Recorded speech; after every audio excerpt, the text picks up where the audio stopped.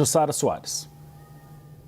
Senador, o governo tem apontado, inclusive, essas dificuldades de diálogo com os Estados Unidos. O Congresso, a cúpula do Congresso, vem sendo ameaçada, inclusive, de sanções também pela Casa Branca. Isso foi verbalizado, inclusive, pelo deputado Eduardo Bolsonaro.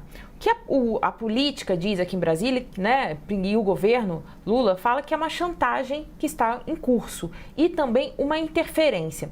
Minha pergunta para o senhor, nesses termos em que estão colocadas as negociações, que elas só podem ocorrer via Eduardo Bolsonaro, o Brasil está refém do Eduardo?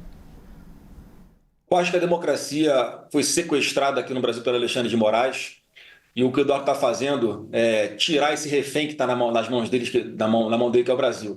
Tudo que o Eduardo está defendendo, a gente já tinha que estar fazendo aqui no Brasil há muito tempo, independente de qualquer questão internacional.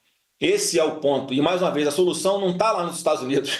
Não adianta montar uma comitiva de parlamentares e ir para lá. Eu até compreendo a boa vontade de alguns ou de demonstrar um esforço para um segmento que esse parlamentar ou essa parlamentar representa. O fato é que a gente já tinha que ter apreciado aqui a questão da anistia. E não acontece por quê, Jussara?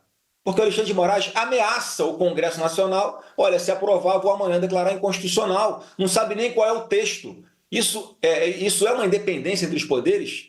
Isso não é uma violação do que está na Constituição? Qual o limite para Alexandre de Moraes, Jussara? Esse é o ponto que as pessoas têm que entender com o passar do tempo. Porque até quando a gente vai ficar nessa tortura que ele faz, psicológica, condenando pessoas a penas altíssimas por terem depredado patrimônio público, uma pessoa que ameaçou o Cid na delação, um processo, Jussara, que é feito com base na delação do Cid, e quando o Cid fala em depoimento, que foi transmitido naquela super live do Supremo, que nunca foi tratado de nada parecido com o 8 de janeiro durante o governo Bolsonaro, isso não é levado em consideração, mas toda a peça fictícia da PGR é baseada que se começou a tentativa de golpe numa live e o grande finale foi o 8 de janeiro, quando você desqualifica o 8 de janeiro, você não consegue fazer o vínculo com o presidente Bolsonaro, e aí não tem problema. Aí o Cid pode mentir, o que ele fala não é levado em consideração. Então é muito claro que é um processo de perseguição, é um complexo industrial de mentiras e de narrativas que o Alexandre de Moraes construiu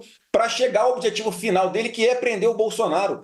E é preciso falar isso abertamente, sem medo, porque a gente está lutando pela nossa democracia. Se o Alexandre de Moraes fosse um juiz isento, ele já tinha se declarado suspeito há muito tempo para estar em vários desses processos, como nesse último que eu apresentei o pedido de impeachment dele. Não tem cabimento, Jussara. Ele ser uma pessoa interessada, ele, em tese, ser o maior alvo, vamos dizer assim, do Trump ou do trabalho que o Eduardo Bolsonaro está fazendo nos Estados Unidos, e ele fica sentado em cima presidindo um processo como esse. E aí toma medida contra o Bolsonaro em vingança ao que contra o Jair Bolsonaro em vingança ao que o Eduardo Bolsonaro está fazendo nos Estados Unidos. A gente não pode normalizar o que o Alexandre de Moraes está fazendo. A gente não pode banalizar essas atrocidades, essas violações de direitos humanos. E não é porque é com meu pai só não, é com centenas de pessoas. Tem jornalistas, colegas de vocês, exilados em outros países. Tem pessoas trabalhadoras, chefes de família, que estão em outros países, porque já sabem que estão condenados aqui muito antes do processo começar.